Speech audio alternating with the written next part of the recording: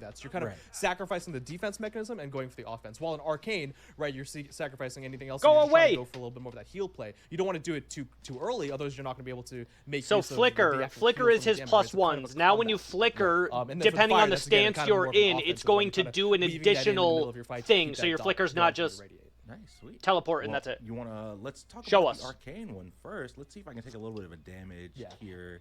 And as usual, it being Titan Talk, we want to make sure that we're let you guys know that there's still some things. Yo, Spirit, thank you for the follow. Welcome to the stream. Heal right there after the Flicker and Arcane stance. Yes, nice. And that will be affected by anti-heal. So if you are anti-healed and you see like 100, you're not going to get that full 100 amount. It just as usual, it's going to be affected by that anti-heal number. Sleepiest Merlin? Is that a Sleepiest Merlin? Is it? I went to Sleepiest Anubis the other day and actually went pretty crazy.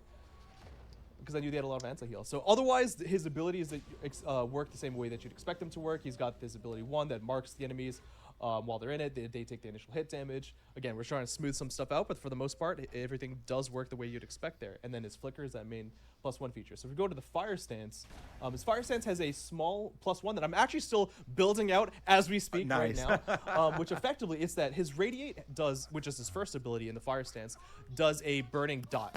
Cool. And the idea is that when the combined area of the Dragonfire, so that center area that usually reduces protections, also applies that Radiate dot, as does his Flicker and his Elemental Mastery. So the idea is that you have this Fire Stance is the dot stance. It was kind of there before, but now you're kind of playing on that a little bit more. So you can see that 13 damage. Now if you apply the center area, you're going to see the Protection Shred. You can see the center Ymir specifically will take that ongoing Radiate burn damage. If you use your 3, so now you're in hands, you can see him like lit up not just with lightning, but also with some extra fire. Oh yeah, I see it. Yeah. And for the next 3 or 4 seconds, your in hands will actually apply that Radiate BO1 debuff too.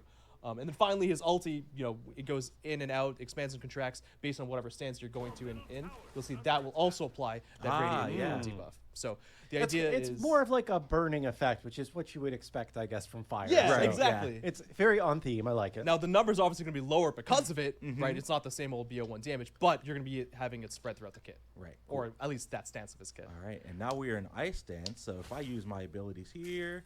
Ice Stance as simple as ever before. I get my cooldown resets here. Yes. Pretty quick. Yep, 5 seconds there. So you're basically, with even the tiniest bit of CDR, you're most likely getting a double Frostbolt. Oh, yeah. And just in general in the stances, CDR reset on the 3. If you dash in while in Ice Stance, you're going to get cooldown resets. Of course, it'll do bonus damage in Ice. Slow, but so your 3 is going to be the +1 here. Facilitates it the most. Yeah, that double Frostbolt right after the Flicker. Yeah, it feels good. And then if you get Mirrodin, then you can triple Frostbolt. Yes, exactly. So Merlin kind of coming in with those 2 main +1 gameplay features, the Flicker one being the most important one. And then like we talked about, his passive is still his passive. I know there are a lot of people who kind of wanted to see that get the +1 feature. Knocked up, but burned, I actually thought that the slowed. Flicker almost deserved it more because it was just kind of that singular, simple ability that we could emphasize and play around with in unique ways that kind of ties into each one of the stances of his kit, while the passive itself, it's there to weave in your extra spells, your lightning stance in a way. It was never meant to be pushed too far into the forefront of his kit. That's an interesting +1 on Merlin. Yeah, his dash is going to add a new aspect to it. Yeah. However... Oh, jeez. Are you guys ready to get pretty silly with it? Okay, is there anything else to talk about on base Merlin? Or like... Well, I want to give a shout out again to the tech teams and the art teams. Merlin's not a simple character. For sure, even when we're talking about his abilities, like each one kind of seems almost simple by themselves, but there's so much interconnectivity. There's so much work that had to be done just in the idea that he's switching between the different stances and the amounts of, like, for example, his basic attacks. Like if you just fire his projectiles, they're themed to the different stances. The hit effects are themed to the different stances. There's a lot of different, like even the outro and the intros of the ulti, because if you don't have your the points autos put into change it, you don't do the explosion fields, yeah. and then that needs to be themed to the different stances. There's a lot that goes in to the triple stance swapping that while we may have had a little bit of the tech before that from like Uller and even Aladdin Lamp and stuff like that, there's still even more that had to be built in for Merlin's. And let's answer a couple of just questions about base Merlin before absolutely. we move on. What is the number below the elemental icons? That is how much you will heal when you Flicker while in Arcane stance, which is the amount of damage, 30% of the amount of damage you've taken in the last 4 seconds. What are the ones for it? Oh, does the Flicker cooldown in Ice Stance also reduce the cooldown on the ult 5 seconds? Yes, it does. It does? Okay. It only just doesn't do itself. And yeah, I'll get back to that in a little bit too. there was a question of I thought gods were not coming with aspects. So we are planning to put a Merlin aspect in this update, but the Merlin aspect will not be available on the first day of the update because we feel like when we do that, it is less exciting, and we'd rather add it. Yeah, adding an aspect right away is like just wait like a month even. Exactly when yet.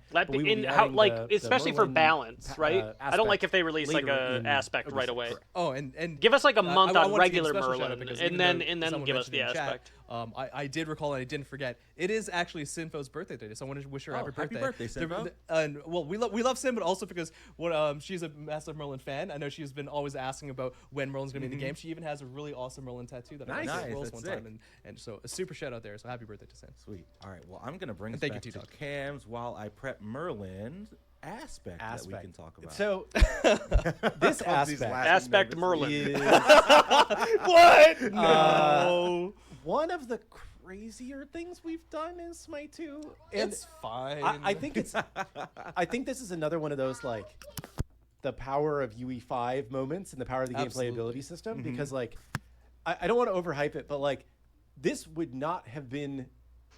I mean, maybe it would have been doable eventually in Smite 1, but like you just kind of had this crazy ass idea and you went with it, and like very quickly you were able to so I want to give a shout out as well. So absolutely the UE5 system and the tech behind Merlin was a massive reason why this aspect could even come to be, but also again a shout out to Nick on the programming team. He was just like full clarity, he was just like, I want to work on it this weekend because it sounds fun and I just want to do it and we can get it done. And then he did it and it came in on the Monday and we play tested it and it was like we had some things to smooth it out, but he just had the passion to be like, you know what, let's do this. Let's do it, you know? Yeah, because I talked about it before, like his passive and some basic attacks and some ulti ideas. I had some like small, really simple, just could work and will be useful all the time aspect ideas. Right. And then I brainstormed this crazier one, and I was actually streaming. Shout out to Plug to the Clumsy stream. I do it like once a month. I think I find it funny. Self-plug, I find it very funny. It's fine. So and then the streamer was talking about it a little bit, and they didn't realize that like I wanted to do this idea, and then the fact that they even kind of came to it naturally, I was like, you know what? Let's do this. Let's make it happen. So I will bring up the laptop. If you hover over, and I will hover the aspect, and we'll just read it. You know, they even helped me come up with a name. Aspect Pandemonium.